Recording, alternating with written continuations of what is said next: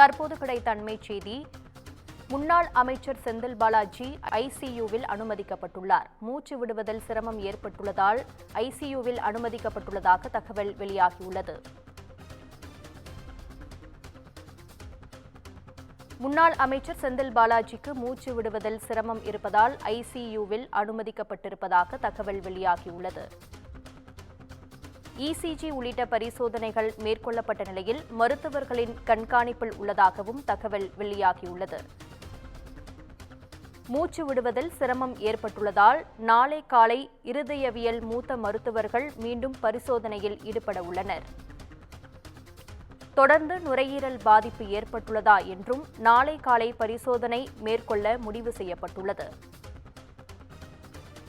இதுகுறித்த கூடுதல் விவரங்களை எமது செய்தியாளர் தாமரைக்கனி வழங்க கேட்கலாம். வணக்கம் தாமரைக்கனி, இது குறித்த கூடுதல் விவரம் என்ன? வணக்கம் சுகன்யா. உடல்நலக்குறைவு காரணமாக முன்னாள் அமைச்சர் செந்தில் பாலாஜி புழல் சிறையிலிருந்து நேரடியாக ஸ்டான்லி மருத்துவமனை கொண்டு வரப்பட்டு அங்கிருந்து மேல் சிகிச்சைக்காக தற்போது ஓமந்தூரா மருத்துவமனையில் அனுமதிக்கப்பட்டிருக்கிறார்.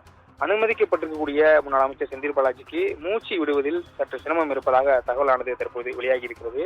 குறிப்பாக ஏற்கனவே அவருக்கு கடந்த முறை மருத்துவமனையில் அனுமதிக்கப்பட்டிருந்த போது அவருக்கு பைபாஸ் சர்ஜரி அதாவது செய்யப்பட்டிருந்தது குறிப்பிடத்தக்கதாக இருந்தது. இதன் காரணமாக அந்த சிகிச்சையின் அதாவது அவருக்கு செய்திருக்கக்கூடிய அந்த பைபாஸ் சர்ஜரியின் காரணமாக தான் மூச்சுத்திணறல் இருக்கிறதா என்பதை நாளை காலை மருத்துவர்கள் அதாவது இருதய மருத்துவர்கள் பரிசோதனை செய்வதற்கான வாய்ப்புகள் இருப்பதாகவும் தற்போது மருத்துவமனையிலிருந்து தகவலானது வெளியாகி இருக்கிறது. மேலும் இவருக்கு மூச்சுத்திணறல் ஏற்படுவதற்கான காரணம் வேறு என்னவாக இருக்கும், நுரையீரலில் பாதிப்பானது ஏதாவது ஏற்பட்டிருக்கிறதா என்பதை பரிசோதனை செய்யவும் நாளை காலை அதுக்கான மூத்த மருத்துவர்கள் குழுவானது அமைக்கப்பட்டு நாளை காலை அவர்கள் அந்த பரிசோதனையானது செய்யப்பட இருப்பதாக தகவல் வெளியாகி இருக்கிறது. மேலும் அதன் பிறகு அவருக்கு என்ன சிகிச்சை தேவை, அதாவது நுரையீரல் பாதிப்பு ஏற்பட்டால் அதுக்கு என்ன மாதிரியான சிகிச்சை தேவை, இல்லை மேலும் இதயத்திலே ஏதேனும் பிரச்சனை ஏற்பட்டிருக்கிறதா என்பதை கண்காணித்து அதற்கு என்ன சிகிச்சை தேவை என்பதை நாளை காலை மூத்த மருத்துவ குழு முடிவு செய்யும் எனவும் எதிர்பார்க்கப்படுகிறது. மேலும் அவர் இங்க இருக்கக்கூடிய அரசு மருத்துவமனையில் அவர் சிகிச்சை மேற்கொள்வாரா, இல்லை கடந்த முறை போல் தனியார் மருத்துவமனைக்கு அடுத்து செல்வதற்கான வாய்ப்பு இருப்பதா என்பதை நாளை மருத்துவக்குழு பரிசோதனை செய்த பிறகு முழுமையாக தெரியப்படும் எதிர்பார்க்கப்படுகிறது.